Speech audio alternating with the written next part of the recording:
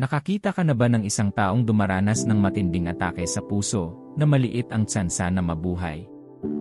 Hindi sila nakarating sa kritikal na puntong iyon sa isang araw. Maaaring matagal na nilang hindi pinapansin ang mga sintomas. Sa katulad na paraan, sa daigdig ng mga espiritu, ang mga sintomas ay hindi ang tunay na problema kundi mga tagapagpahiwatig ng isang mas malaking problema. Kapag ang kaaway ay naglunsad ng isang pag-atake o nagsimulang magplano ng isang pag-atake, may mga palatandaan sa iyong buhay upang alertuhan ka.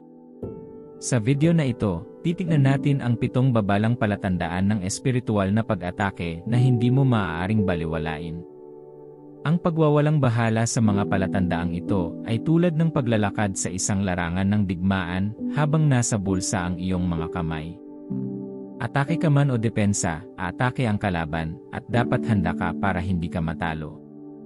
Hindi sapat na malaman mo ang mga palatandaang ito, dapat marunong kang maghanda para sa counterattack. Dadalhin ka ng video na ito sa mga paraan upang maging matagumpay sa panahon ng espiritual na pag-atake. Ngunit bago iyon, ang isang paraan na maaari mong hikayatin kaming dalhin sa iyo ang higit pa sa salita ng Diyos, ay sa pamamagitan ng pag-subscribe sa channel at pagpindot sa like button. Pagpalain ka ng Diyos habang ginagawa mo ito. Salamat po. Kaya, ano ang mga palatandaang ito? Number 1, guilt and shame. Alam mo ba na ang pagiging puspos ng pagkakasala at kahihiyan, lalo na sa mga nakaraang kasalanan na napatawad na, ay isang tanda ng isang espiritual na pag-atake? Tinatawag ng Biblia ang ganitong uri ng pagkakasala na makadiyos na kalungkutan. Sinasabi ng 2 Corinthians 7:10, ang kalungkutan mula sa Diyos ay nagdudulot ng pagsisisi na humahantong sa kaligtasan, at hindi nag-iwan ng pagsisisi, ngunit ang makamundong kalungkutan ay nagdudulot ng kamatayan. Ang makadiyos na kalungkutan ay ang tusok na nararamdaman mo sa iyong konsensya kapag nakagawa ka ng mali. Ito ang nagtutuwid sa iyo at palaging nagbabalik sa iyo sa Diyos. Ito ay humahantong sa kaligtasan. At kapag naaalala mo ang iyong nakaraan, hindi ka nito ubusin o binibigatan. Ngunit makamundong kalungkutan, ang uri ng pagkakasala na nagtutulak sa iyo sa landas ng depresyon, paghuhusga sa sarili, at paglayo sa Diyos. Kapag nalulula ka sa ganitong uri ng kalungkutan, ito ay tanda ng isang espiritual na pag-atake.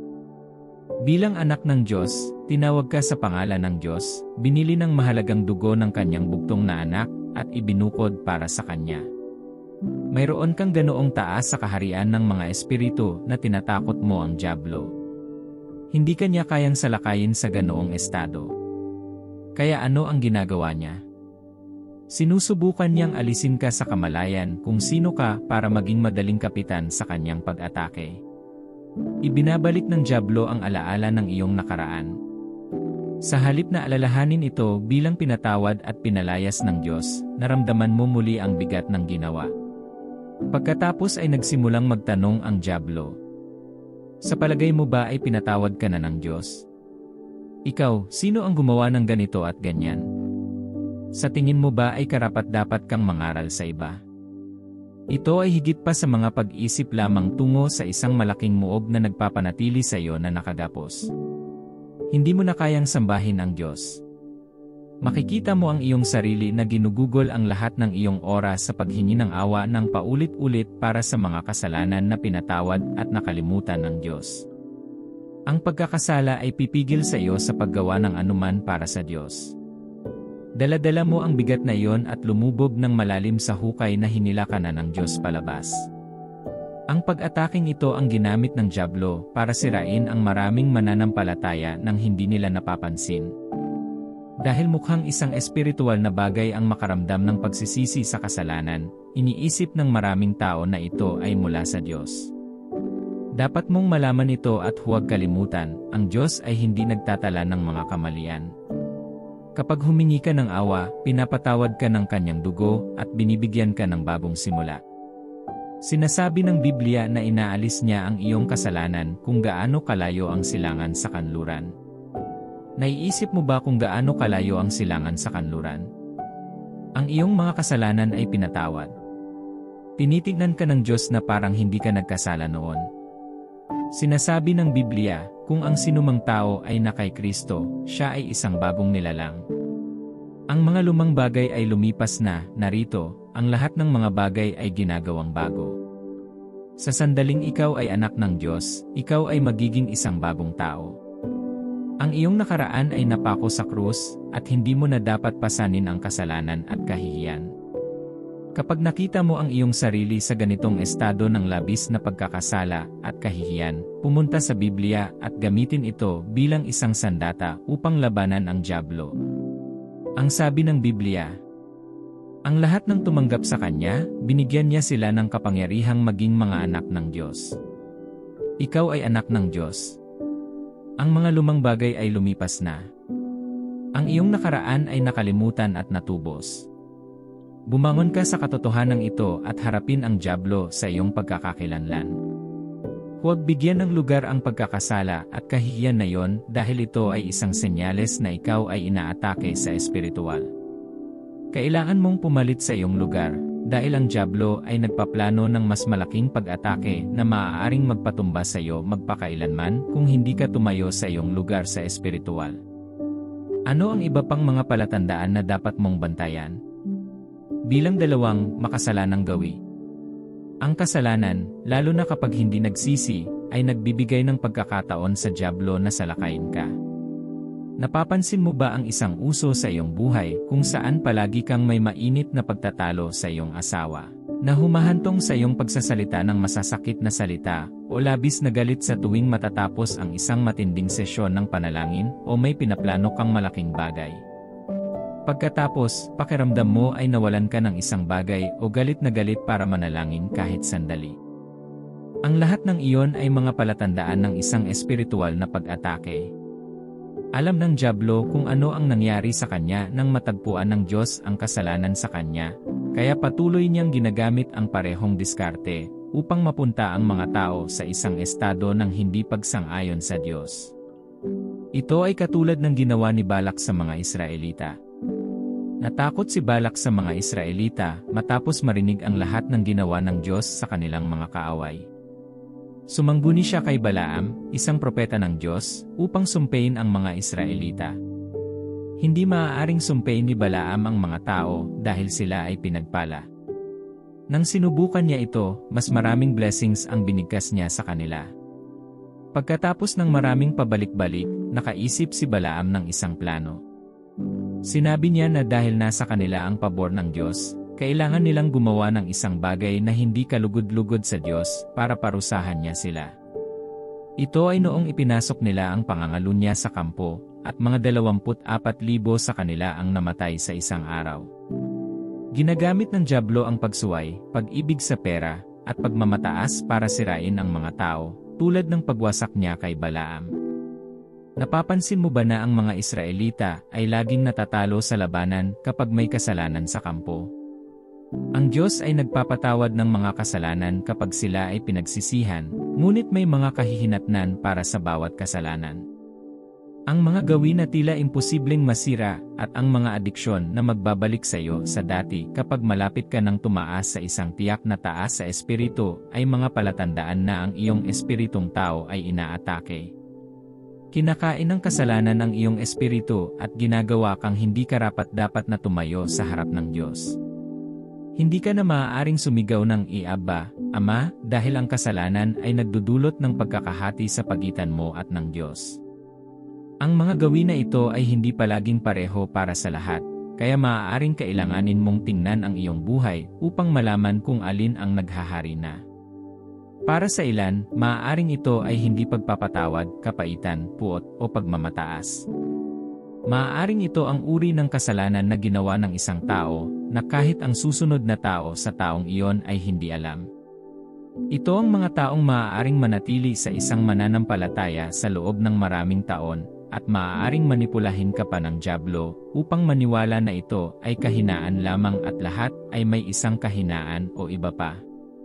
Bago mo ipagmalaki ang kahinaang iyon, pakinggan ang sinasabi ng Biblia sa Hebreo 12:1. Kaya't, dahil napapaligiran tayo ng napakaraming ulap ng mga saksi, iwaksi natin ang lahat ng humahadlang at ang kasalanang madaling nakakasagabal. Sinasabi ng Biblia na dapat mong itapon ang mga ito, gaano man sila katulin o binibigkas. Alamin na ang kasalanan ay kasalanan sa harap ng Diyos, at ang bawat gawa ng kalikuan ay kasalanan. Ang pagtatapon sa kanila ay nangangailangan ng hindi paggawa ng mga dahilan para sa kanila o pagsisikap na makita sila bilang mga bagay na hindi mo magagawa ng wala. Gaano man kalalim ang iyong napunta, ang dugo ni Jesus ay sapat na makapangyarihan upang patawarin ka at bigyan ka ng biyaya upang mabuhay sa ibabaw ng kasalanan. Sinabi ni Paul na namamatay siya araw-araw, dapat mong ipako sa krus ang iyong laman at dalhin ang iyong katawan sa kontrol araw-araw. Kailan ka huling nagsabi ng hindi sa iyong pagnanais o gana? Ang pag-aaral na tumanggi sa iyong sarili ay makatutulong sa iyo na mamuhay ng higit sa kasalanan at makasalanang mga gawain. Kung kailangan mong humingi ng tulong sa mga makadiyos na tao sa iyong paligid, mangyaring gawin upang madaig mo ang kasalanan magpakailanman at ganap. Para sa ilan, ang sa iyo ay maaaring isang minsanang bagay na kumain ng malalim sa iyong kaluluwa. Ginawa mo ang hindi mo dapat gawin, at sa halip na humingi ng awa, itinutulak ka ng dyablo ng may takot, pagkakasala, at kahihiyan.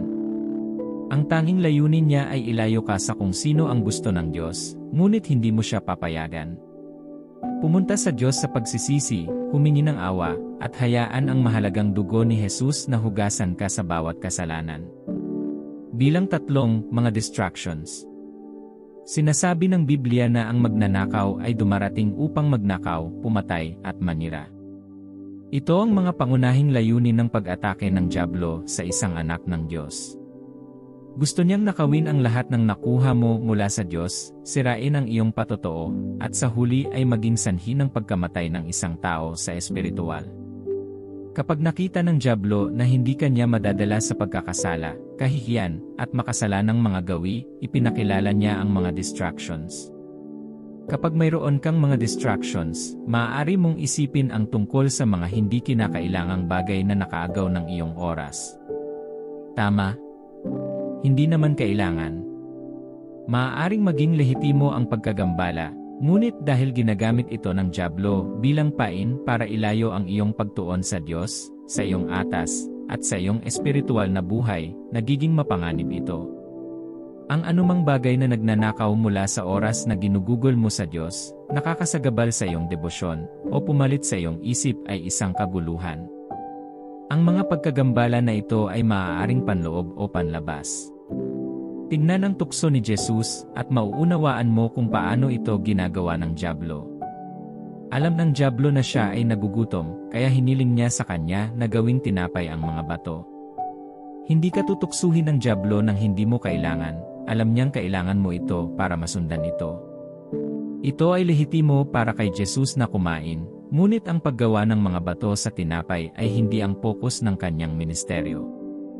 Ang ikalawang tukso ay para kay Jesus na tingnan ang lahat ng kaluwalhatian at kayamanan ng lupa, at pagkatapos ay ipinangako niya na ibibigay ang mga ito kay Jesus kung siya ay yuyuko sa kanya.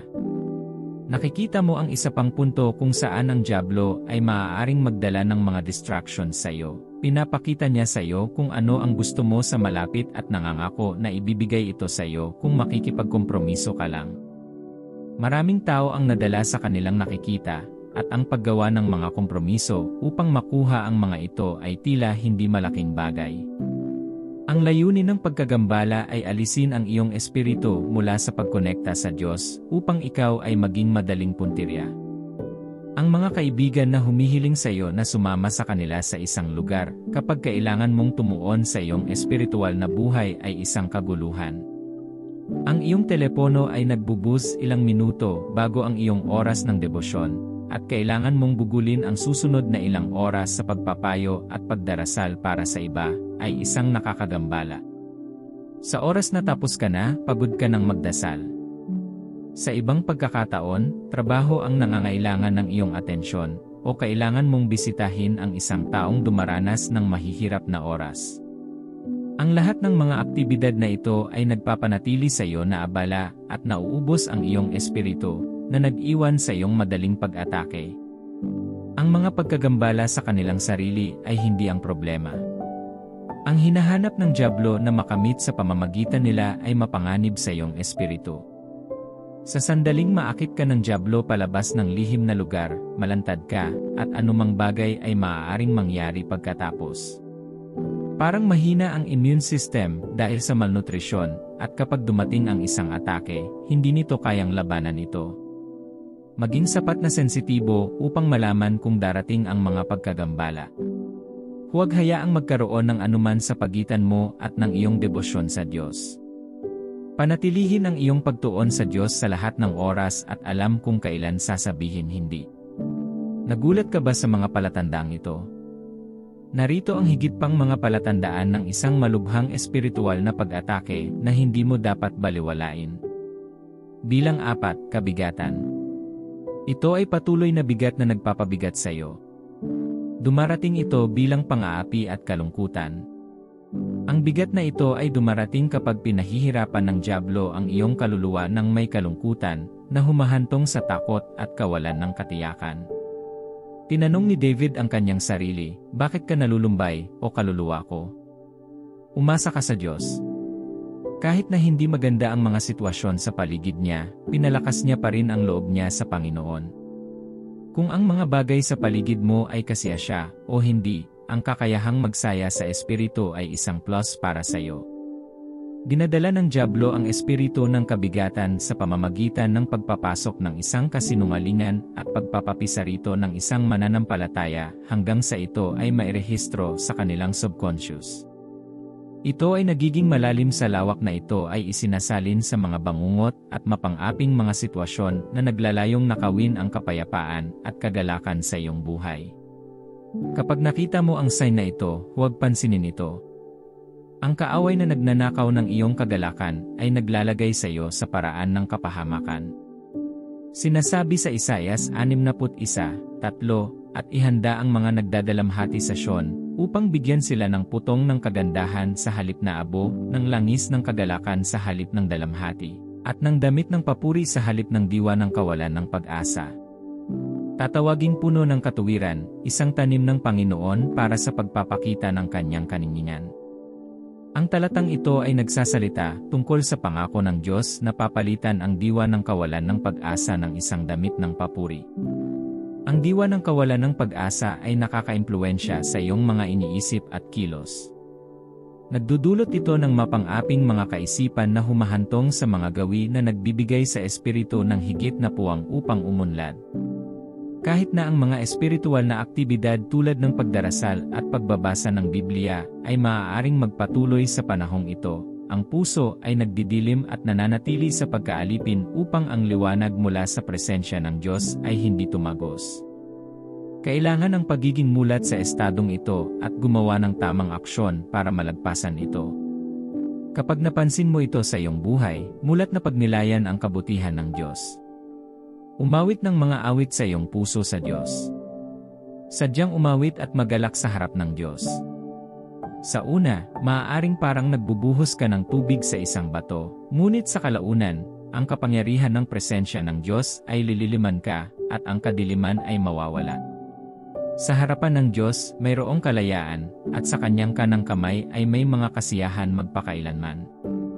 Ang espiritu ng kawalan ng pag-asa na iyon ay hindi kayang labanan ang presensya ng Diyos.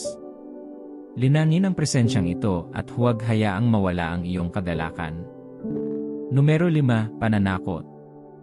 Ang isang palatandaan na ikaw ay nasa ilalim ng isang espiritual na pag-atake ay ang pagkakaroon ng patuloy na takot, kawalan ng kapanatagan, at gulat. Sinasabi ng Biblia, walang takot sa pag-ibig, sapagkat ang sakdal na pag-ibig ay nagpapalayas ng takot, sapagkat ang takot ay may pahirap. Ang Diyos ay pag-ibig, at Siya ay may kaugnayan sa sangkatauhan batay sa mapagmahal na kalikasang ito. Kapag lagi kang natatakot na walang dahilan, kailangan mong bigyang pansin dahil hindi iyon karaniwan. Habang tumatagal ang pag-ataking ito sa isang tao, lalo silang natatakot. Takot sa bawat bahagyang boses, takot na mag-isa, takot matulog sa gabi, at takot lang sa lahat. Nagdudulot ito ng makapal na ulap ng kadiliman sa buhay ng isang tao, at pinapatay ang espiritu sa buhay na nagmumula sa Diyos. Maraming mga talata sa Biblia kung saan sinabi ng Diyos, huwag kang matakot. Ito ay isang utos. Ang ibig sabihin ng pagiging takot ay sumuko sa pahirap ng dyablo. Pinalaya ka ng Diyos mula sa pang-aapi ng dyablo. Ang muling pagkasalubong sa takot ay tanda ng isang espiritual na pag-atake. Ang dyablo ay maaaring gumamit ng iba't ibang paraan upang maipasok ang isang tao sa ganitong estado ng patuloy na takot. Tingnan ang ginawa niya noong naglalakbay si Jesus kasama ang kanyang mga disipulo sa dagat. Natakot sila kahit nakasama nila si Jesus dahil nakikita nila ang bagyo. Ipapakita sa iyo ng dyablo kung ano ang magdudulot ng takot sa iyo. Maaari kang makatagpo ng mga pagbabanta mula sa mga demonyong tao sa pisikal o sa isang panaginip. Sa kabila ng pagkakaroon ng kapangyarihan ng Diyos sa iyo, ang pagkakaroon ng takot ay magpapanik sa iyo at maubusan sa halip na harapin ang kaaway. Dahil sa takot na ito, ikaw ay mahiyain at hindi makapagsalita laban sa kasamaan. Marahil ay inilagay ka ng Diyos sa sektor na iyon upang magsalita laban sa kasamaan at magdulot ng positibong reforma. Sa unang araw mo doon, may sumisigaw sa iyo habang sinusubukan mong itama ang isang pagkakamali, at mula noon, tila hindi mo na mahanap ang iyong boses. Nanginginig ka kapag nakikita mo sila. Ikokompromiso mo ang iyong pananampalataya upang hindi ka makapasok sa kanilang itim na libro, bagamat ang iyong espiritu ay lumalaban pa rin sa iyong mga aksyon. Tinali ng takot ang iyong mga kamay. Sina Shadrach, Meshach, at Abednego ay napaharap sa isang nakakatakot na sitwasyon.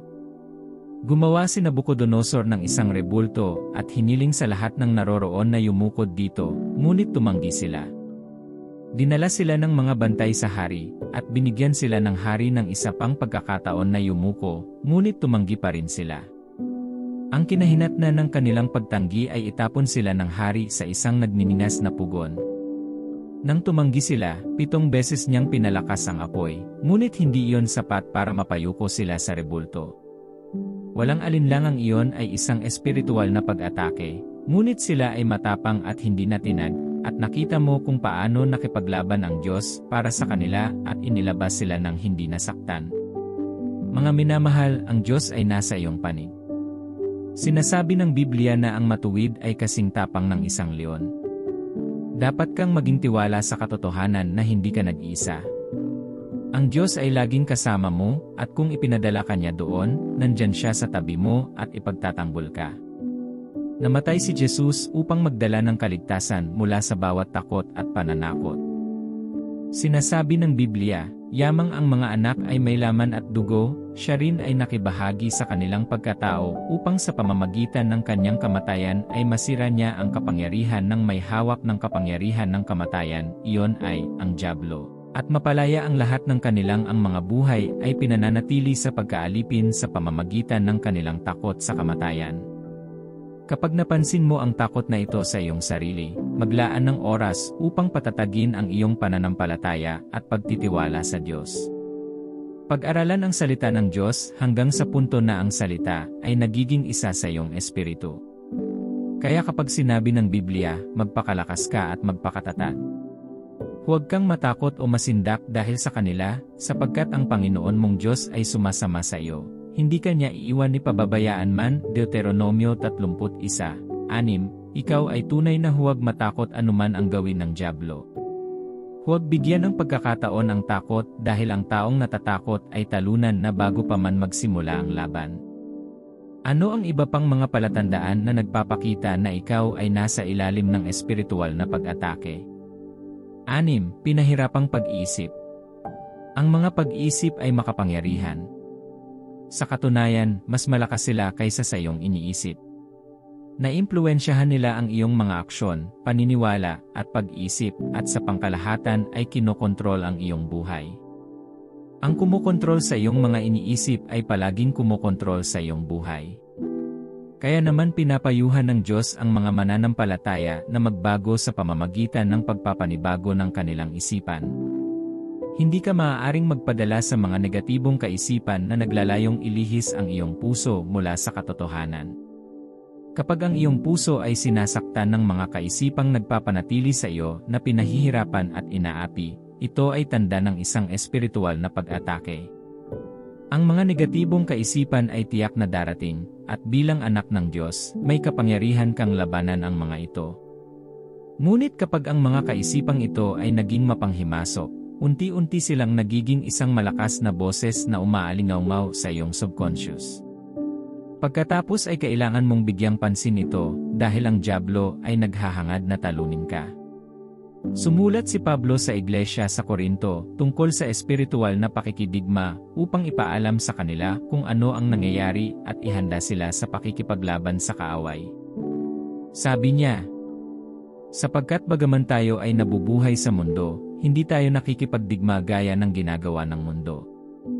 Ang mga sandata na ating nilalabanan ay hindi mga sandata ng sanlibutan. Sa kabaligtaran, mayroon silang banal na kapangyarihan upang gibain ang mga moob. Sinisira natin ang mga argumento at bawat pagkukunwari na lumalaban sa kaalaman ng Diyos, at binibihag natin ang bawat pag-isip upang gawin itong masunurin kay Kristo. Ang huling bahagi ay nagsasabi, binibihag namin ang bawat pag-isip upang gawin itong masunurin kay Kristo. Ang focus dito ay sa mga malaganap na kaisipan na naglalayong kunin ang lugar ni Kristo sa iyo, mga kaisipang sumisira sa salita ng Diyos, at ginagawang sinungaling ang Diyos, mga kaisipang umaalipin at humahatol. Lahat ang mga kaisipang ito ay hindi sinadya upang makita ang liwanag ng araw. Sinasabi sa Ephesians 4:27, at huwag ninyong bigyan ng tuntungan ang dyablo. Huwag mong bigyan ng pagkakataon ang dyablo, dahil kapag hindi mo nalabanan ang mga kaisipang iyon, gagawa ang dyablo ng kuta mula sa kanila. Sinasabi ng Biblia, labanan mo ang dyablo at tatakas siya sa iyo. Huwag kang magbiro sa demonyo dahil hindi kanya binibiro. Maging mabangis sa iyong pagpapasya na isipin lamang ang mga bagay na dalisay at kaibig-ibig. Gamitin ang salita ng Diyos upang alisin ang anumang kaisipang salungat dito. Hayaang manatili sa iyo ang salita ni Kristo ng sagana upang makayanan mo ang pag-atake ng kaaway. Numero 7, panlilinlang. Ang isa pang hindi mapag-aalinlangan ng palatandaan na ikaw ay nasa ilalim ng isang espiritual na pag-atake ay kapag ikaw ay nalinlang. Tinatawag ng Biblia ang dyablo na sinungaling at ama ng kasinungalingan. Kaya, ano ang inaasahan mo sa isang sinungaling? Naglalako siya ng kasinungalingan. Sa katunayan, hindi kayang sabihin ng dyablo ang ganap na katotohanan. Ano man ang kanyang dalhin, ito ay laging nababalutan ng kasinungalingan upang linlangin ang mga tao at dalhin sila sa pagkaalipin. Sinasabi ng Biblia na ang dyablo mismo ay nagiging isang anghel ng liwanag at sa pamamagitan ng pagsisinungaling, dinadaya ang marami. Ang panlilinlang ay ang paniniwala sa kasinungalingan hanggang sa puntong sa tingin mo ay totoo.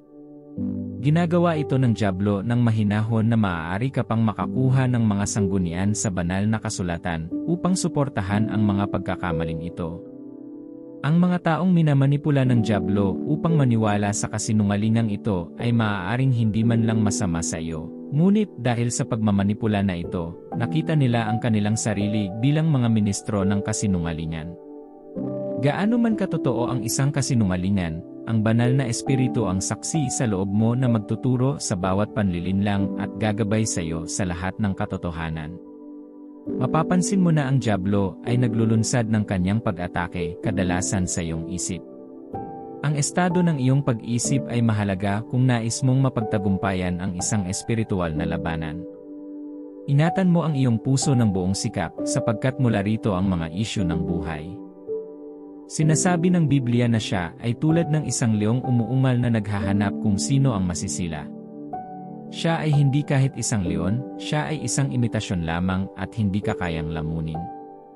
Ang mga desperadong panahon ay humihiling ng mga desperadong hakbang. Ang dyablo ay hindi bumingiti at hindi ngayon ang oras para maging kayo rin. Dapat ay handa kang gawin ang lahat para madaig ang manipulasyon ng dyablo sa bawat bahagi ng iyong buhay. Ang impluwensya ng dyablo ay maaaring napakabanayad na itinuturing mo itong isang normal na bagay na nangyayari sa lahat. Bilang isang espiritual na tao, ang pagiging sensitibo sa espiritual ay makakatulong sa iyo na gumuhit ng linya. At kapag nakakaramdam ka ng foul play, hindi ka dapat umupo. Sa halip, dapat kang gumawa ng maagap na mga aksyon upang maalis ang dyablo sa iyong likuran para sa kabutihan. Sinasabi ng Santiago 4:7, kung gayon, pasakop kayo sa Diyos. Labanan niyo ang dyablo at tatakas siya sa inyo. Ginawa ng Diyos ang kanyang bahagi. Ibinigay niya sa iyo ang lahat ng kapangyarihang kailangan mo para manalo, at masakit sa kanyang puso na makita kang nabubuhay bilang biktima.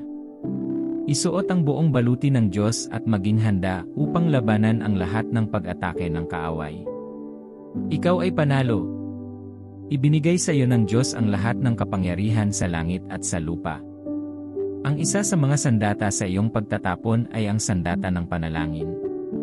Huwag maging mahina sa pananalangin dahil kapag natutulog ka, ang kaaway ay naghahasik ng mga damo sa gitna ng mga trigo.